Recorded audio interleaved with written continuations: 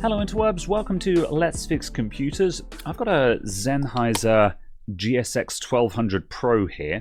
This is a microphone headphone amplifier, or mixer box, I guess. So USB connection to the computer, then you can connect up your headset and any other microphone or monitor you're using, and this bit lights up, and it's a volume control and also allows you to do a mix for voice and game audio and stuff like that. It's targeted at esports gamers. So the idea is you can quickly adjust how much of the game you're hearing versus how much of your team you're hearing, etc., etc. USB port on it is broken, so we're going to take this apart and we're going to try and get that replaced. And I think it doesn't look too bad, but if we actually just give that a poke, the center bit is completely loose in there and wobbling around. I don't think I'm getting that on camera, but the center tongue on it is broken. Classic micro USB failure. Everyone rags on micro USB, but to be honest, all ports can fail, and the problem with micro USB is it wasn't a terrible connector, but man, they min-maxed the price on these things. So yeah. Anyway, so to open this up, I've had a quick look, and under this little kickstand, I'm feeling some divots in the back under this label, so I think that's where screws are, and I'm hoping there's nothing under this rubber foot, because that's going to be annoying.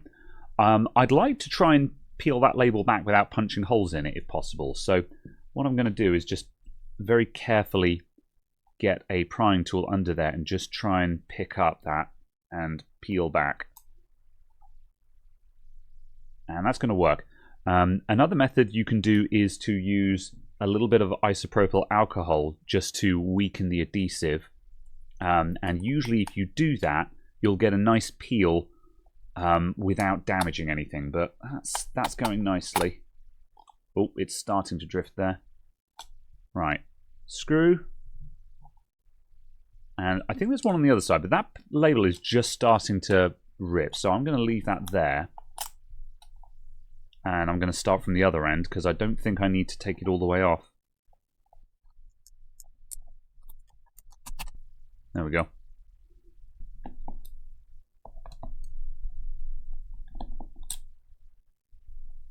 Right, is that going to open?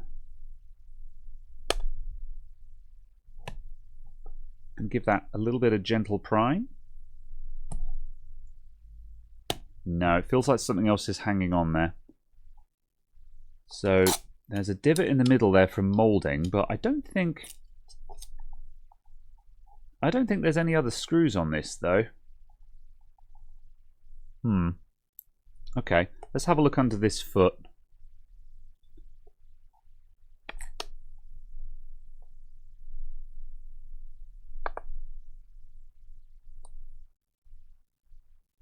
Nothing. Okay. Oh, I think that's a screw. Yeah, okay. So unfortunately, all the adhesive stayed on the body there, which is usually a bit rough for trying to put it back on. But a little bit of hot air on that, and that'll turn sticky again, which will allow me to glue the rubber strip back down. So that shouldn't cause me any problems on reassembly. Oh, there we go. Huzzah! Okay. Cool. Well, that gets me very far. So, that's probably enough access for me to work on the USB port there, because that's just exposed everything. We've got a couple more screws to go further into this, which I might do. Just out of curiosity. Yeah, let's have a peek.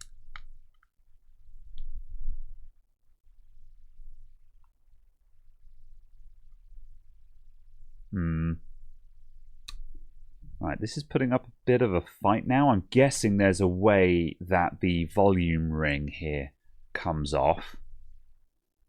But considering I don't think I need to remove this, I might quit while I'm ahead.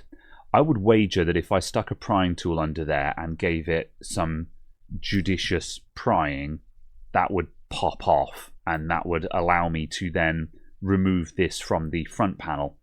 However, I don't need to do that, so I'm not going to risk any damage to it, just for my curiosity. So I'm going to go ahead and put the screws back into that. Alright, I've just put that back to how it was. Let's take a look at this USB port. So I'm going to swing in with the microscope now so we can take a super close-up. Okay, so there's the back of our port. And yeah, the whole... oh yeah, look at that. There we go. The whole thing is pretty loose. That would probably snap off if I tried, but I'm not going to put that to the test because that's how you rip pads. So we'll get the hot air onto that, and we'll just hot air the last of that off the board. And then we'll see if we can find a replacement. It looks like a pretty generic port to me, so there's a good chance that I'll have one of those just in my collection of just random oddball USB ports. So, cool. Let's get the hot air station on. Alright, so I'm at 400 degrees C, maximum airflow. And I'm just going to angle slightly away. We've got some plastic connectors on either side. We've got like a microphone connector there and stuff. So I'm just angling the air away from those.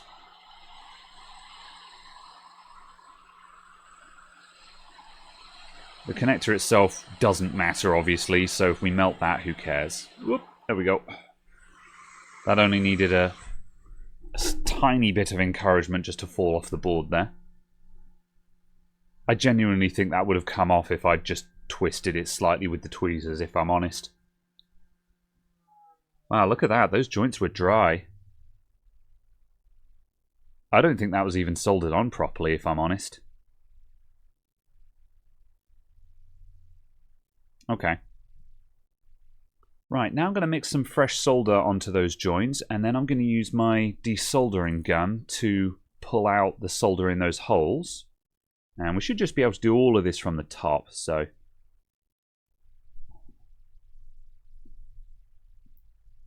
iron at 380.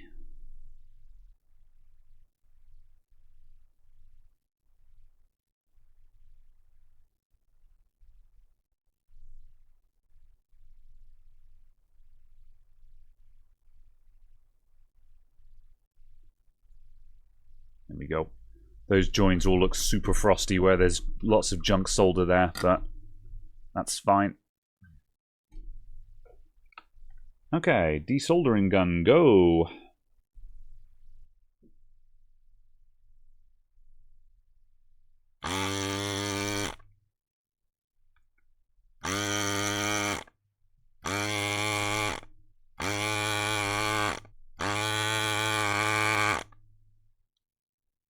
One back hole doesn't want to go. Let's take a closer look.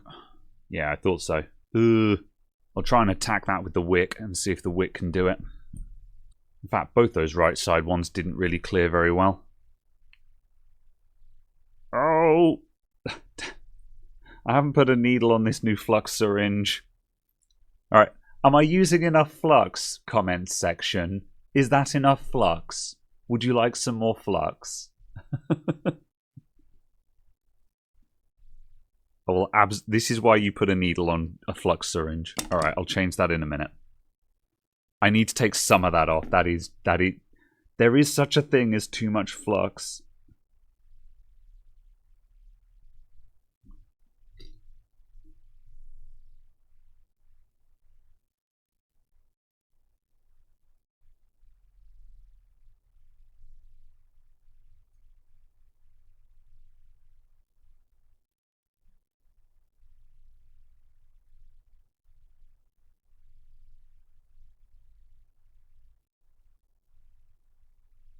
There we go. Ooh. This flux is fresh, man. The previous stuff I'd been using was getting pretty old.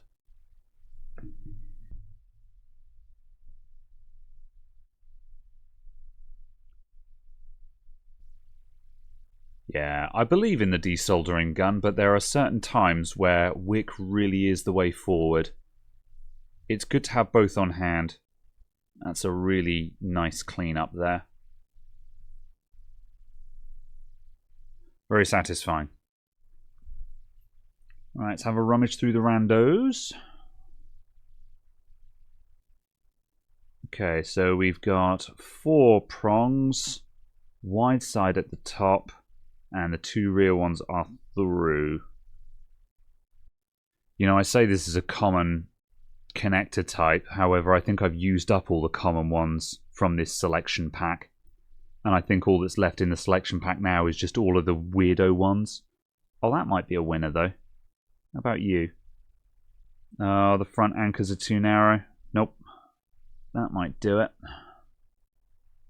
Okay, there's our old connector. So we've got some front anchors that come down at the sides and some rear anchors that are slightly more inset. So you can see those are a bit closer together than the outside ones. And then this guy, I think, is a match. The front anchors don't come directly down, but they are spaced out to the same amount. And we've got the rear anchors that also stick down and go through the board. So let's put this on the board and see if that lines up. That should just drop in there, hopefully. Yeah, that looks like a winner to me. Excellent. Let's solder that down. So that looks lined up pretty good. So what I'll do is I'm going to put a little bit of solder on one of the anchor holes just to tack that in place, and then we'll do the other pins. In an ideal world, you'd want to solder this from the other side of the board, but we can't easily get to the other side of the board, so I'm going to try and do it all from the top. That should be possible.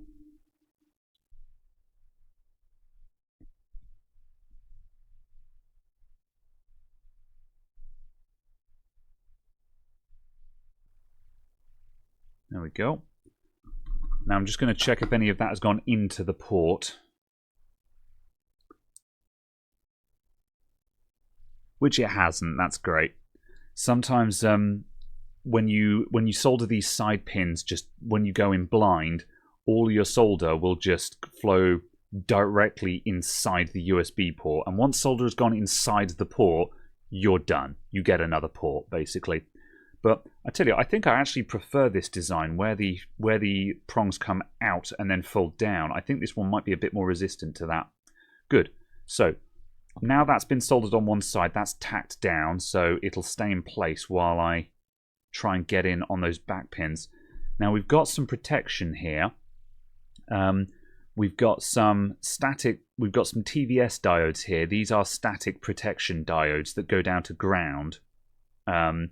And those just protect the port from getting that. They protect the device from getting zapped. And then we've got some filter induct. We've got a filter inductor here for the data lines. So the problem is these are all bumps that are going to get in the way while I try and go down there. I think my soldering iron tip might be a bit big for that. No, I think I can get in there. I might try my extremely janky J tip that everyone mocks me for.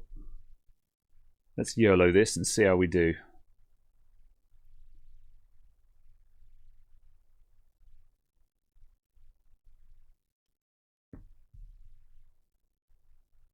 I should have tinned those, but actually, it's not too late to do that. Okay, hang on a sec. I'm going to take the port back off. I want to tin the pins before the port goes on, because then I don't have to apply solder. I've just got to reflow them, and it's probably not too late to do that. This is why we just do one anchor first.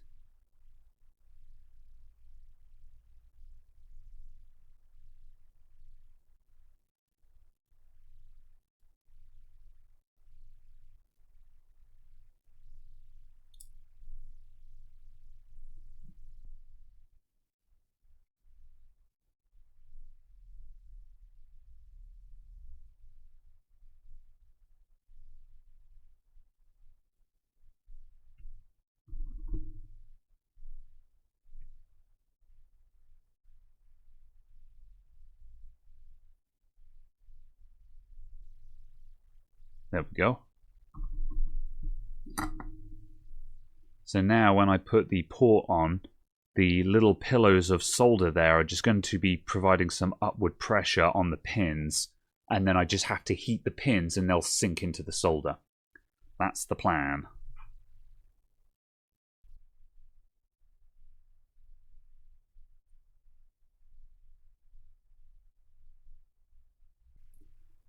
Nice. Now we just need to duck in there.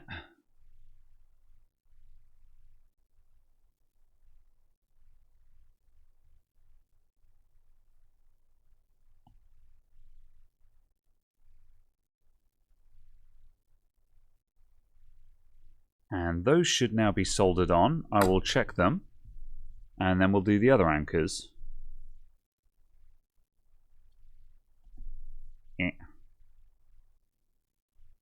Good, good, good, good, and good. Excellent.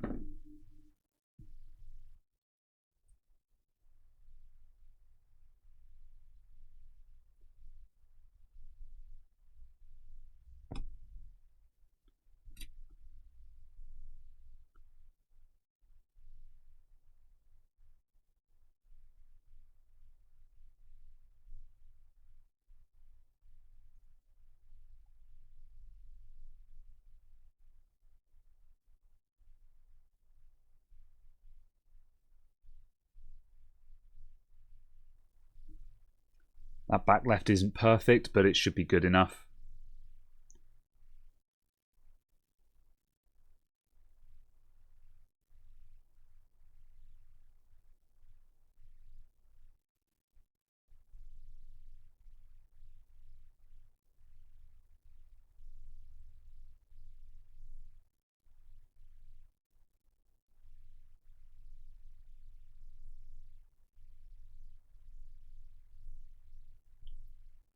There, donezo.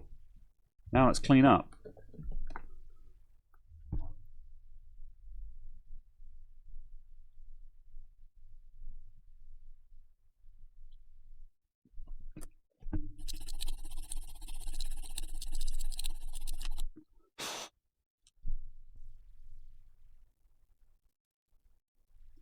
There we go. That's all right.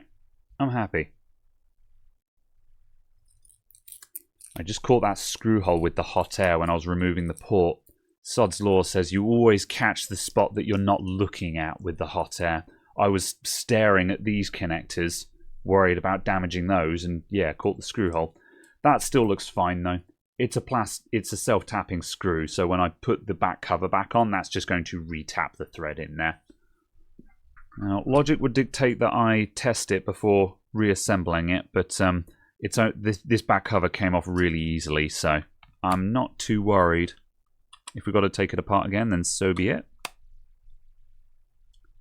think that port might be slightly recessed compared to the old one.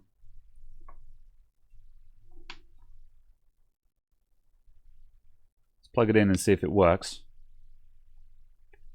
Oh, that's fine. Aha! Cool. This probably needs software to work. All of the lights have come on and lit up and done the thing. Oh, there we go. It's doing a thing. Aha! There we go. Cool. You guys have no idea how much I want to remove this peel, but I shan't. It is not mine to remove. Are those touch sensitive? Yeah. Cool. I don't know how to work this. Obviously, this is all to do with mixing the audio for where you want the sound to come from. But yeah.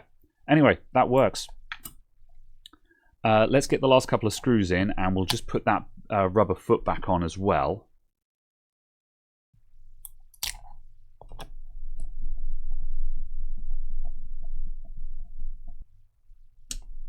Now I'm going to turn my hot air station down to 100 degrees. 100 degrees maximum airflow. And we're going to stay fairly far away because 100 degrees is still a lot. And I'm just going to use the warm air. As you can see, I can hold my hand there, so it's really not hot at this point. I'm just going to use that just to heat the glue. Just so the glue goes tacky on the sticker and then on here as well.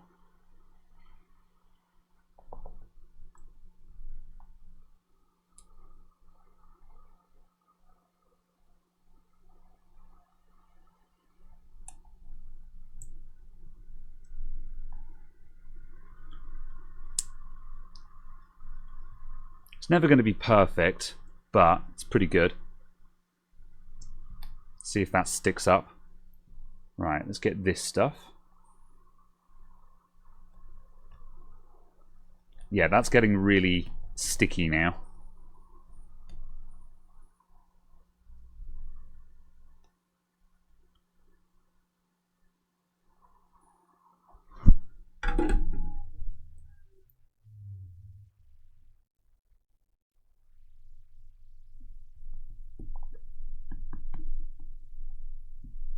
There we go.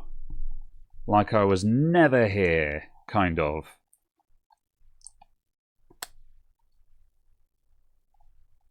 Cool. Can I get that on 69? Oh, it only changes in increments of 2. That's terrible. Right, that's it. Thanks everyone for tuning in. I hope that was interesting, and I'll see you guys in the next video. Bye.